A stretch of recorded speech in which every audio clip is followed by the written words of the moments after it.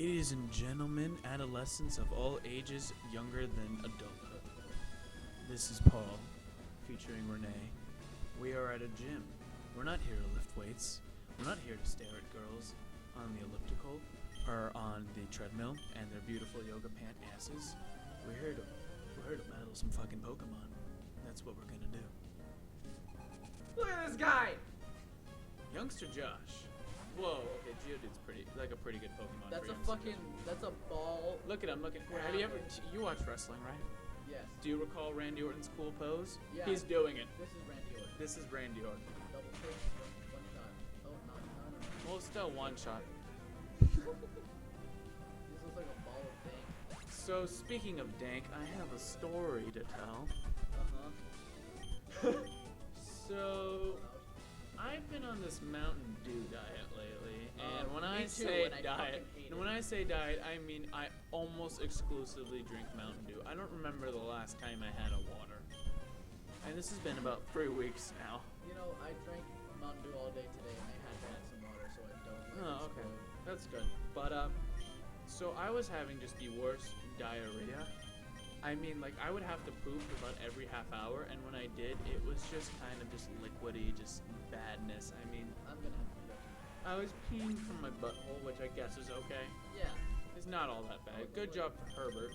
So I'm in the shower, right, and I'm starting to feel it, and you get scared when you have to poop in the shower and pee, because you know if you start to pee a little bit, it'll just squirt out. Yeah. That's exactly what happened. I'm peeing, and the next thing you know, down my leg, I feel the weirdest chill. I go, oh, well, the water's hot. There's no way I had the chills. And I look down, and this small little turd has escaped my butthole, Wait, and it's running. Was it liquidy or? It was like a melted chocolate. Oh. A nice melted chocolate. Like a little Hershey Kiss. He was like a little, exactly, a Hershey Kiss. And so he exited my butthole and went down the drain. So I shit myself in the shower. You know, I've had my fair share of shit myself. You know, when I was like 10, I went on a walk with my mom. She loved going on walks. It's great for workout. Yeah, it's a great workout. Great right? mom workout. And I was like, yeah, mom, we'll go on a walk with you, man. And I went on a walk. I went on a walk with her. You went on a rock with her? I went on a walk with her, man. I went on a walk with her, and I had to shit bad. And I was like, you know what? Maybe I just have to fart a little bit. That's what I thought it was. I just thought I had to fart. And as we were walking back to the house, we were halfway there. I was like, you know what? I'm gonna let go of fart. I'm gonna let one rip. I let it rip. Guess what? It wasn't. Oh, I sharted. I ripped a shart. You just sharted right there, right in front of your mom. And then she was like, are you okay? And I was like, Mom, I just shit my pants. Oh! I was like, we have to stop. We have to stop somewhere. Like, I don't care. I will knock on this fucking door right now. Just to take a shit in their house. Jesus. And my mom's like, no, you can't do that. That's someone's house. I was like, I don't care if it's weird, Mom. I mean, you already shit your pants. You might as well just finish the job outside. Yeah. Like a real man. And then what happened was we went to this like Mexican restaurant that was nearby, and I went into the bathroom there, and I was still holding it in because then just a little bit came out. Oh god. And then I looked at the toilet. The toilet was already disgusting. And I was like, you know what? Fuck it. I'm not even gonna sit down. So I was standing, pulled down my pants, and just let it rip. Oh. It came out very explosive, and it was all over the toilet seat. And like, I had to take off my underwear. Oh my god. And leave them in there because I wasn't about to take home fucking nasty ass shitty underwear. This reminds me of the time where I was in Mexico. I was maybe 3, possibly 4. And I remember this very vividly because it was just the most awkward moment of my life up to that day.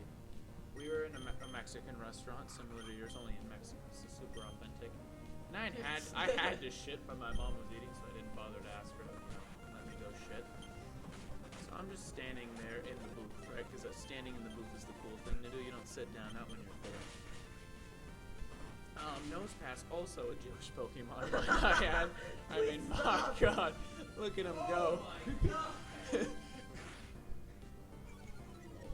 What's up with that? He could snort mountains of cocaine with that. snoring knows. literal mountains. He could do so much with that. So anyways, so we walk out. You see that critical hit? Yeah, that was a very great quick. crit hit. I've yet to shit at this point. Level 18. So I'm thinking we'll make it walk home, right? 4-year-old me's gonna take some big boy steps and get home and shit. Nope, I'm in the middle of the plaza. My mom's taking. Really? We won the badge. This is pretty cool. This is more important. My mom's taking pictures of me, right? And I'm thinking to myself, just let's go, let's take a shit. But no, I couldn't articulate it because I was so confused. And there's this picture of me. We have it hanging up in the hallway. And it's at the exact moment I shit myself. I look up at her, my butt's kind of sticking out because there's this weight that has been dropped into my diaper, which is just poo. And I look up and I go, oh, God. And I have a picture of that moment. And I don't have the heart to tell my mom I'm shitting in that picture because I feel like when people come up, oh, look at this cute picture of Paulie. We're in Mexico and look at him. He loves it there. And it's like, no, I'm shitting my pants. So that's it. It's the darkest timeline. Come over here. Share your shit story, Harley. Well, we did a thing. We kind of just nonchalantly beat that gym. I need to. So when I was in Wait, what? elementary school, I was kind of a dick. I don't know why. I think I just felt superior for some reason. But yeah, there's this one kid I really fucking hated, and for some reason I decided to walk over and knock his books off his table, just be a dick. I don't know why I was such an asshole. And I did so, and then the kid, I don't know, man, he got really offended. And he was just like, hey, what the F, dude? Because, you know, we didn't cuss back then, it was first grade. And I was just like, what are you gonna do about it, loser? So I was expecting a fight to happen, so I flexed my stomach really hard. But little did I know he wasn't gonna punch me in the stomach, he actually punched me in the chin. And I shit my pants and sucked the turd back into my own asshole within one motion. It just happened so fast, I didn't know how to react to it. And then I stumbled back and I was just like, I was speechless. I've never felt anything like that, and to this day, I've been trying to be a better person. That was absolutely heartwarming. Yeah. I love that story so much. I have other shit stories if you guys are interested. Yeah. Oh no, it's here one of Paul's throw up stories. I have a lot of throw stories. Jeff, you'll be the throw up primer. I got a couple. When I was a young lad, I used to be just disgusted with with boogers and anything that came out of the nose. So one Widget stump porn? If you don't know what that is, look it up. I'm just gonna note. If you were disgusted with things of the nose, I mean, how were Jewish people with you? How did that work? Jew jokes, Paul. there's a limit. So for one of my elementary school book reports, I read Captain Underpants. Unfortunately, it was the one where he fought booger creatures, and I didn't think much of it. But subconsciously, when it was getting to the climax of the book, probably the flipporamas, I realized that they're boogers, and I just let out a huge throw up, just blasted all over my couch when I was reading. Luckily, the book was fine. The book was okay, but the throw up was just immense. It was an immense amount of throw up to where I ran to the kitchen, left a trail, and even clogged the sink. And the worst part is, I just walk into my mom's room and tell her I threw up. She's like, oh, where? And then she said, oh, where? And then she saw just, her face was just shocked at how much throw a child could produce. To where she had to clean it.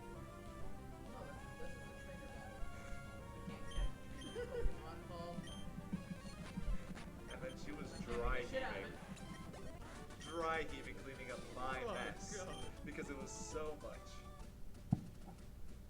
And I just left. No, I just left the room. I just like to note that your the way you described the trail of throw up reminded me a lot of the Trail of Tears. And I don't know if you guys have seen the GIF, but it's the GIF where the Native American dude looks up, like when there's a bunch of trash where he used to live, he just looks up and there's one tear.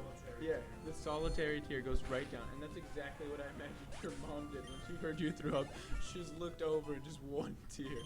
And that kind of was a great mental image for me, so thank you for that story. We'll end with this. My best throw-up story, which I should have a lot because I throw up at least twice a week, to be quite honest. It's the Mountain Dew. No, you're kidding. No, No.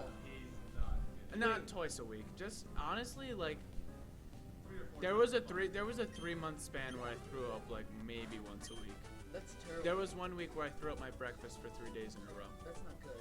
It wasn't my fault. I was in an emotional state. Anyways, of dew. I was just drowned in dew. Anyways, so I was maybe 6 at the time, and we're driving in my mom's 1989 Cutlass Sierra Oldsmobile. The car smelled like butt ass, so that kind of led to the nausea. I've got my sister to my right, my mom in the driver's seat, and my babysitter, who is about 3-4 years older than me, to my left. I am getting nauseous. I tell my mom, I need to throw Frank up. kicked ass right there, by the way, if you could just see that. Beat the shit out of that moped. I'm telling her, I need to throw up. I feel sick. She goes, no, you hold it, and we are almost home. I go, oh, well, that's just grand, Mom. I'm going to hold in this throw up. No problem. So I'm starting to heave a little bit, and she goes, oh, Polly, please stop it. And I'm like, yeah, I'll just turn it off right now, Mom. Stop throwing up. And at this point, I'm strategizing. I don't know where I'm going to throw up. All I know is that not on myself.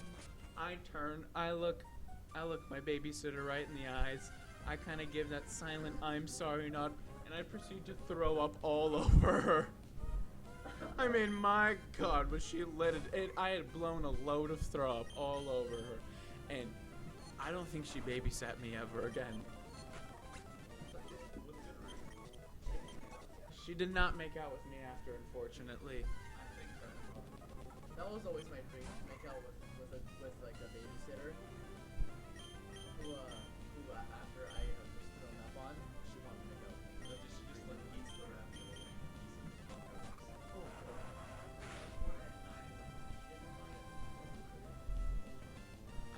I think she visited 3 or 4 years after the incident.